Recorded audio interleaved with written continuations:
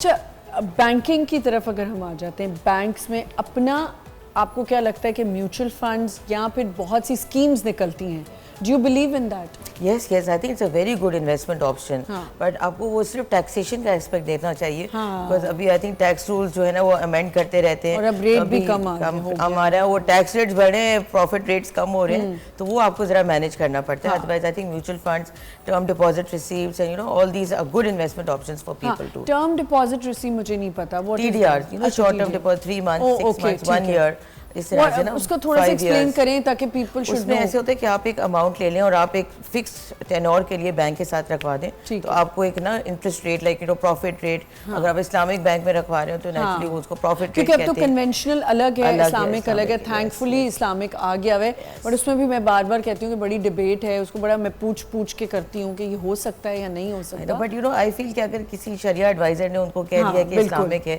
तो नेचुरली उनकी नॉलेज ज़्यादा है और उन्होंने अगर इसको सर्टिफाई कर दिया कि this is an Islamic mode of like. But you think कि इसमें एक और एंगल भी है कि which bank you are going to, कौन सा बैंक है जो आपको लगता है कि ये वाला बैंक जो है हमें सही बता रहा है, ये भी हमें पिक एंड चूज करना पड़ता है कि हम किस बैंक को ट्रस्ट करें, ऐसा है कि नहीं?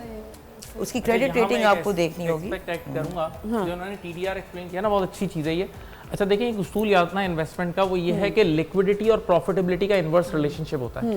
अगर मैं अपने पैसे करंट अकाउंट में रखता हूं तो मैं एक क्लिक करूंगा, अगर 1 अरब रुपए भी हैं वो उसने नेक्स्ट डे मुझे वापस करने, तो अब ये हाईली लिक्विड है, लेकिन अब बैंक आगे यूज नहीं कर सकती तो आपको रिटर्न नहीं देगा। और अगर आपने ऐसा उनको ब्लॉक कर दी जो इन्होंने TDR, तो फिर उसमें रिटर्न रेट बढ़ जाता है। तो अब ये इसमें आपको चूज करना होता है कि आपको अपने लिक्विडिटी कितनी रखनी है और प्रॉफिटेबिलिटी कितनी रखनी है, तो इसका बैलेंस भी बहुत जरूरी है। हाँ मुस्तफा, लेकिन मैं चाहूँगी कि अभी तो हमने बड़ी टेक्निकल बातें की जो आधे लोगों को समझ भी नहीं आई होंगी।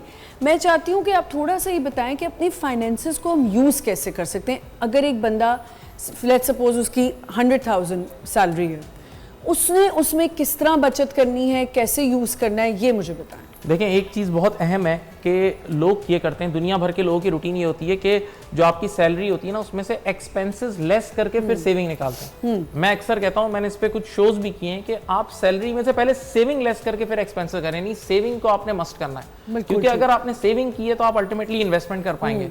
और एक रूल होता है जिसको हम कहते हैं, वो पब्लिक के लिए बहुत अहम है, power of compounding. Power of compounding. और मैं आपको उसका रियल किस्सा सुनाता हूँ, 2012 का है। 2012 में मेरा एक फ्रेंड है जो इन्वेस्टमेंट बहुत डीप करता है, उसके चौकीदार की सैलरी थी 15,000 रुपए। वो उस 15,000 में से उसने बोला कि भाई मैं तुम्हें 2,000 रुपए मैं तुम्हारे हर महीने निकाल दूंगा, जो एक